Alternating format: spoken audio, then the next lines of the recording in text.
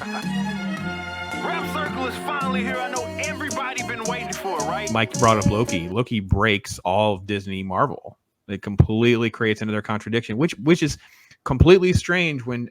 Oh, that was a bad pun.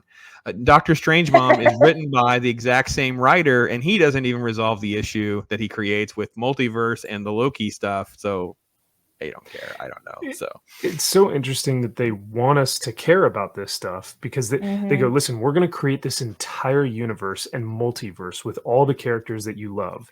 And so we're going to do this within this film series, within these phases and whatever. But then after that, we don't know what we're doing after. So these shows, everything that we've created that you love, we just don't really know what's going to happen now. So we're just going to kind of throw it out there. So when we don't appreciate it or we don't accept it or we say it's lore breaking and they start calling us names, I'm like, you're the one who created this thing that we wanted to follow. So when you're not following your own creation, why are we the ones getting pointed at, you know? So it's almost like their failures. They're trying to put their failures on us, like a projection of their own problems. Yeah, absolutely. Exactly. Yes. Yeah. You know what another thing is? This is also what I noticed. Okay.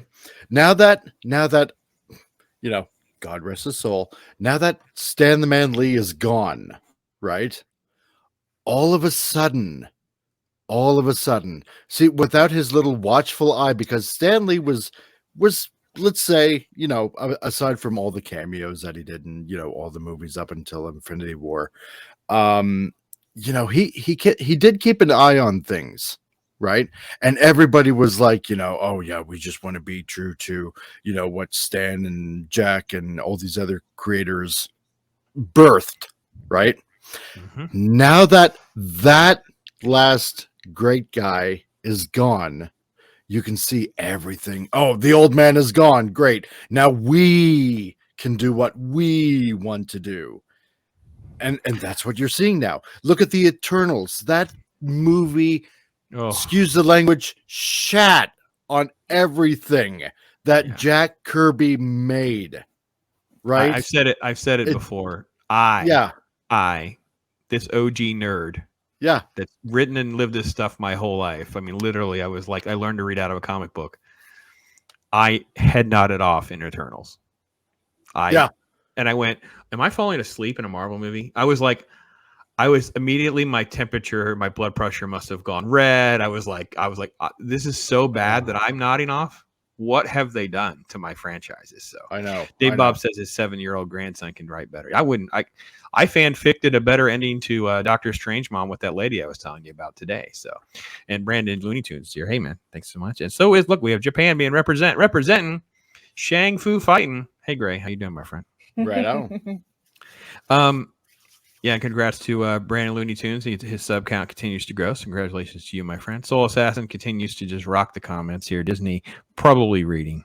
So he hires inexperienced writers and directors to control them and easily toss them aside. Yeah, it's all just expendable, cheap labor and no accountability, blame game nonsense, stuff like that. Yeah, no, I fanficted a better ending to Doctor Strangemom because she was talking about it.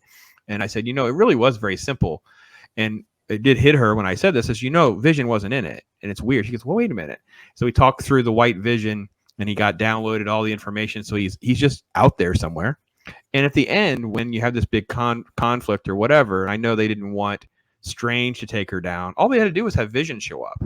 And the Rock is she's going to drop the thing on herself, but Vision shows up. It's like, no, Wanda, it's okay. We can have a life together or whatever. And then allow the Rock to fall and you don't know where they are. Then you cut the American Chavez because she can be this problem solver for you. She's doing this hand thing. She's opening a portal. And Strange is like, did you do what I think you did? And she's like, well, I tried. And then you have your credit scene where they're off in the little black and white universe that they started in WandaVision and they're out there somewhere and you've made it all work. And it's like, it took 2 seconds to come up with something that is an improvement. And I'm not saying I thought it all through or anything. I solved all of the problems, but it didn't take that much work to make this better. And that's what I think what Dave Bob's hitting on. The 7-year-olds can come up with better. Yeah, because their imagination is running. These people are they're a bunch of freaking hamsters on a wheel just churning out papers and they have no idea what they're doing.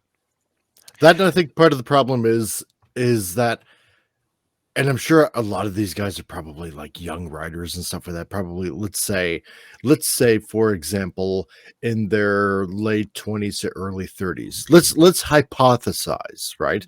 None of these people, a lot of them are. Yeah. Well, yeah, exactly. But none of these diaper wearing baghead babies. I couldn't think of a good quip to come up with, but it's very alliterative. I like it though. Yeah, well, there you go, right? None of them have, I bet you none of these guys have any life experience to draw on. That's why they have like a bad imagination. This is why their writing is garbage, right? You take, I don't know, somebody in their 40s, maybe even in their 50s, right? And I know that, like Hollywood doesn't like, like the older people in there because, oh my God, heaven forbid, we draw on experience. But they would, like 100 times over, write a better script because life experience that they can draw on.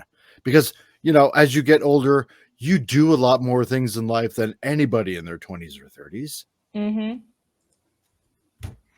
Yeah, I think whenever I interviewed Mike Vosberg, he's a comic book creator, storyboard artist, and all of that. And he was reflecting on his career, and he says, I had gone into advertising. I was teaching some classes. I become like a literature major.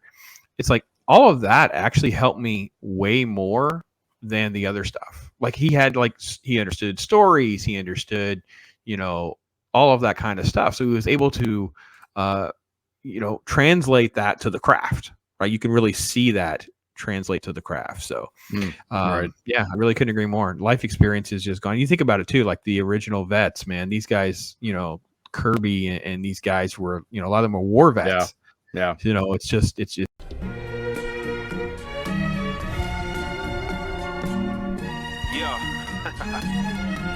right? And I'm not